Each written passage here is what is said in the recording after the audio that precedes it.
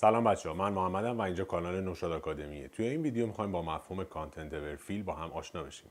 تا آخر ویدیو با من همراه باشید. اگر راجع به مطلب آموزشی سوالی دارید حتما توی کامنت ها از من بپرسید و ممنون میشم که کانال رو سابسکرایب کنید و ویدیو رو لایک کنید.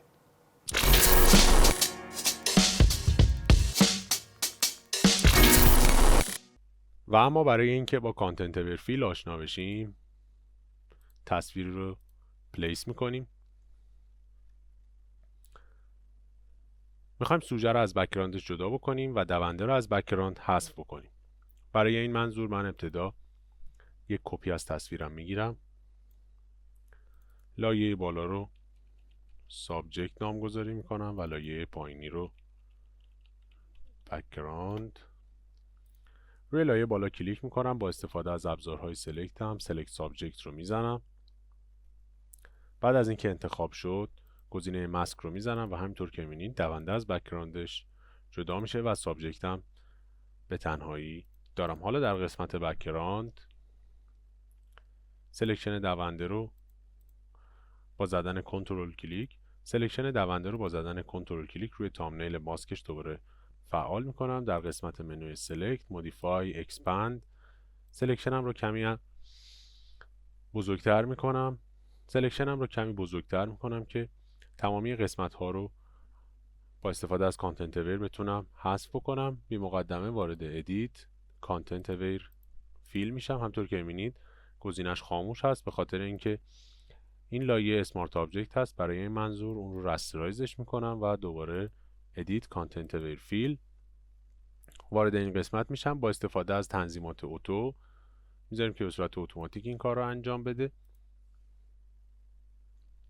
برای اینکه در تصویرمون برج نوری که اینجا هست رو نبینیم، با استفاده از براشی که در این قسمت قرار داره و روی قسمت منفی برج رو از قسمت های نمونه گیریش حذف میکنیم. همطور که میبینید تصویرم درست میشه. میتونید با استفاده از این گزینه شما قسمت هایی رو که در اختیار نرم افزار میذارید و در اختیار این آپشن میذارید که نمونه بگیره رو حذف یا اضافه بکنید. بعد از اینکه کارمون تموم شد و نمونه مورد نظر و تصویر مورد نظر تصویر خوبی بود، در قسمت آوتپوت اون رو روی دوپلیکیت لیر قرار میدیم که یک دوپلیکیت از تصویرمون و بک‌گراندمون بسازه. با زدن قسمت اوکی دوپلیکیت ما رو میسازه. با زدن کنترل دی سلکشنم رو غیر فعال میکنم و حالا قسمت لایه بک‌گراندم رو جداگونه از دونده دارم و میتونم روی اون فیلترهای مورد نظرم رو اعمال کنم. به طور مثال اون رو به اسمارت آبجکت تبدیل میکنم. دوباره در قسمت فیلتر بلر گالری با استفاده از فیلتر تیلت شیفت یک عمق میدان خوب رو میتونم به تصویرم اضافه کنم. مرکزش رو روی پای دونده قرار میدم و خطوط خطچین رو به پاش نزدیک میکنم. مقداری هم ردیسش رو بلرش رو بیشتر میکنم. در قسمت افکت میتونیم مقداری لایت بوک هم اضافه بکنیم که به تصویرمون جذابیت داده باشیم.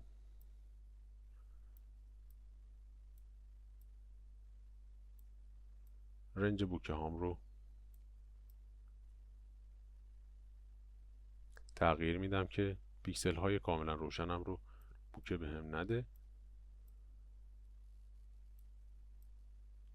بعد از اینکه کارم تمام شد اوکی رو میزنم و میتونید تصویرتون رو ببینید. اما اگر دقت بکنید تصویر من یک مقداری نویز داره و اما تصویر بک‌گراندم نویز کمتری داره. برای اینکه این مورد رو برطرف بکنم هر دوی لایه هام رو سلکت میکنم و هر دو رو با هم تبدیل به یک اسمارت آبجکت میکنم. میبینید که هر دو رو در یک لایه اسمارت آبجکت میکنه. در قسمت فیلتر نویز اد نویز مقدار کمی رو نویز بهش میدم. در قسمت گاشن بلر و روی مونوکروم مقدار 1% رو بهش نویز میدم.